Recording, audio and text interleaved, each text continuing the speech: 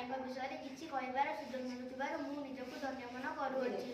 ବୀର ସୁରେନ୍ଦ୍ର ସାଏ ସ୍ୱାଧୀନତା ସଂଗ୍ରାମ ଭାରତର ସ୍ୱାଧୀନତା ସଂଗ୍ରାମରେ ଯେଉଁ କେତେଜଣ ଓଡ଼ିଆ ସେମାନଙ୍କର ଅବିସ୍ମରଣୀୟ ରଖିଯାଇଛନ୍ତି ସେମାନଙ୍କ ଭିତରେ ବୀର ସୁରେନ୍ଦ୍ର ସାଏ ଅନ୍ୟତମ। ବୀର ସୁରେନ୍ଦ୍ର ସାଏ 1809 ମସିହା ଜାନୁଆରୀ ମାସ 23 ତାରିଖରେ ଜନ୍ମଗ୍ରହଣ କରିଥିଲେ। ତାଙ୍କ ପିତାଙ୍କ ନାମ ଧରମ ସିଂହ ଓ ତାଙ୍କ ମାତାଙ୍କ ନାମ ଥିଲା ରେବତୀ ଦେବୀ। ତାଙ୍କର 6 ଭାଇ 1 ଭଉଣୀ ଥିଲେ। ପିତାଙ୍କ ମୃତ୍ୟୁ ପରେ ତାଙ୍କର କାକା ବଳରାମ ସାଏ ତାଙ୍କର ଲାଳନ ପାଳନ ଦାୟିତ୍ୱ ନେଇଥିଲେ। ବୀର ସୁରେନ୍ଦ୍ର ସାଏ ପୋଥି ବିଦ୍ୟା ଅପେକ୍ଷା ଅସ୍ତ୍ରଶସ୍ତ୍ରକୁ ବେଶୀ ଭଲ ପାଉଥିଲେ।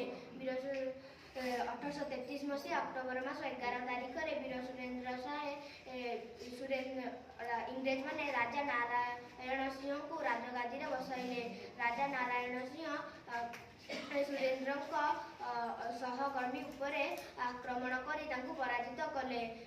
କାକା ବଳରାମ ସାଏଙ୍କୁ ପ୍ରଥମେ ଆଜୀବନ କାରାଦଣ୍ଡ ହେଲା ଓ ବୀର ସୁରେନ୍ଦ୍ର ସାଏଙ୍କୁ 5 ବର୍ଷ କାରାଦଣ୍ଡ ହେଲା ଓ ଏହା ଆଜୀବନ କାରାଦଣ୍ଡରେ ପରିଣତ ହେଲା। ସେହି ବର୍ଷ ଜେଲରେ ବିଦ୍ରୋହୀମାନେ ଜେଲକୁ ଭାଙ୍ଗି ବନ୍ଦୀମାନଙ୍କୁ ଖଲାସ କରିଦେଲେ। ତାହା ମଧ୍ୟରେ ବୀର ସୁରେନ୍ଦ୍ର ସାଏ ମଧ୍ୟ ଥିଲେ। 1869 ମସିହାରେ ରାଜା ନାରାୟଣ ସିଂହଙ୍କ ମୃତ୍ୟୁ ହେଲା।